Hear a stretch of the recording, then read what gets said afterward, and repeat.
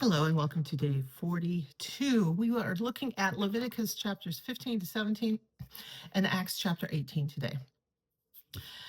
Chapter 15 of Leviticus is talking about what some of the clean and unclean rules are and how to become clean after you've become unclean. Again, this is something that seems unusual to us. One of the things to keep in mind as you're reading chapter 15 is that there was a concept that the bodily fluids that they're talking about in this section for both men and women are connected to life. These are fluids that create life or are part of life. And some of them are normal fluids, some of them are abnormal fluids. The abnormal ones have a longer period of purification. The normal ones are a shorter period of time. And it's not so much thinking of this clean and unclean like we think of, like, have you washed your hands clean? This is more of a philosophical sense, a sense that the essence of something that is on you has been removed. And think of it more as the grit and grime of daily life and rinsing yourself off as part of preparing yourself to be in God's presence. In chapter 16, it goes through a Day of Atonement ritual. And this is something that is still practiced today. It's called Yom Kippur. And Day of Atonement means a day of confession, a day of setting aside the sins that have accumulated in our life, our household's life, and our community's life. Some of these are sins that we have knowingly committed, some of them we have unknowingly committed.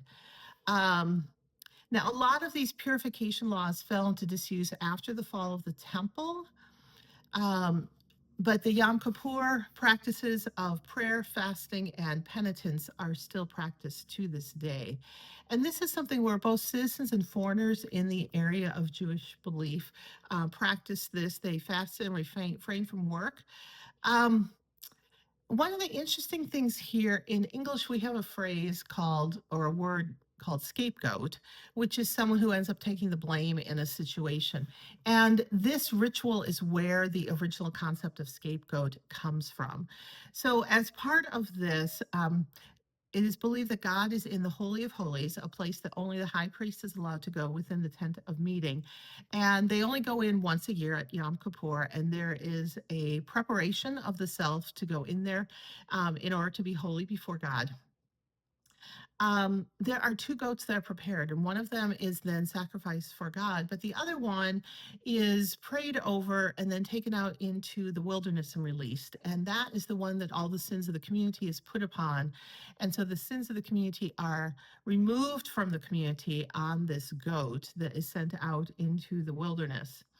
And so that's the physical ritual that led to the English comment about scapegoats. Um, Now, the priest is wearing different clothes for the Day of Atonement. These are simpler clothes.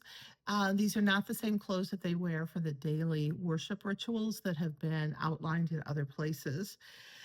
So, overall, to what think about here is that there is a time that on a regular basis we need to be thinking through our behavior and whether we are in alignment with God's priorities and God's expectations.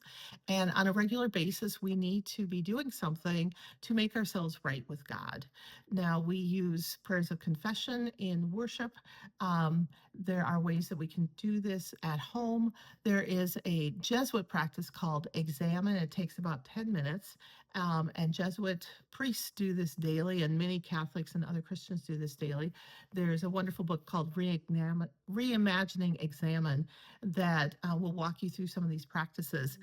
So there's a lot of different ways that we can make ourselves right with God as far as the sins that we have committed or the sins of omission, the sins that are really stuff that we should have done and did not do. And then chapter 17 is going into making sacrifices in blood. Now, again, this is the ancient world, and they don't entirely understand all of the biology of our bodies and life that we understand today. But they knew that if you cut something, it would bleed out and it would die. And so they saw that life was connected to blood in some way. And so some of the rules about blood have to do with this expectation that life is in the blood. So again, chapter 17 through 26 are focusing mostly on being holy and pure. And there's going to be a whole lot in this section of rules about specific things. But keep in mind overall that a lot of this was not used as much after the fall of the Second Temple. So that would be when the Romans took down the temple in Jerusalem after Jesus' time.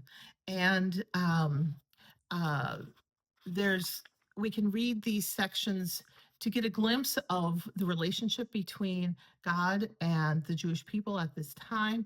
We can also get a glimpse of some of the priorities of God, but we can also see that a lot of these regulations were for a different time and place and a different understanding of human life.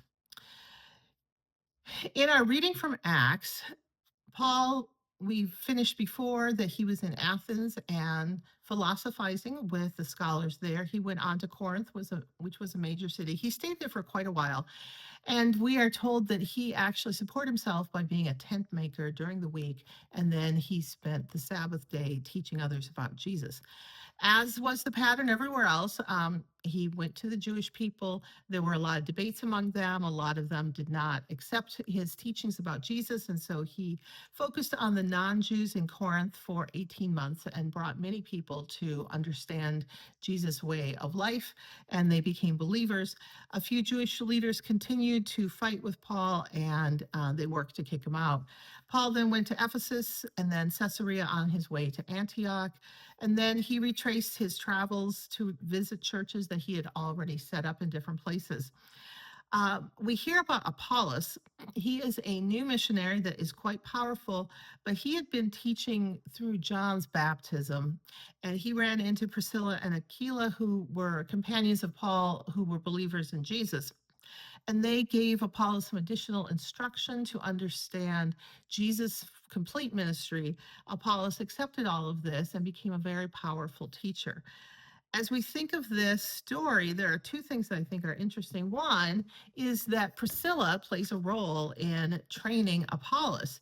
So here is an example in the New Testament with someone who's associated with Paul.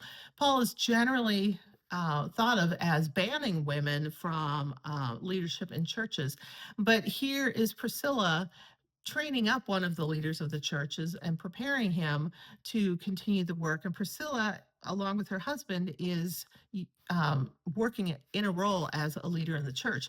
So this is one of those places where we get a glimpse of a woman taking charge and being an authority within the church, which I think confirms the practice today of looking for the ways that the Holy Spirit is upon all people and maybe bringing a variety of people into church leadership as pastors or as elders or as church council leaders, whatever the names you have for different roles in your church leadership are.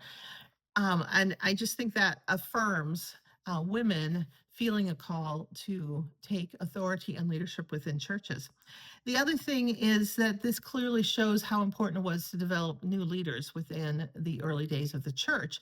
And I think sometimes these days we have not put as much emphasis into developing our pipeline of new leaders, of new generations who can connect with new people in new ways and continue bringing the message of Jesus to future times. And so I hope we're inspired by how Priscilla and Aquila work with Apollos to get him developed and send him off. And hopefully we will continue to develop our own new leaders and send them off. Hope you have a good day. We'll see you next time.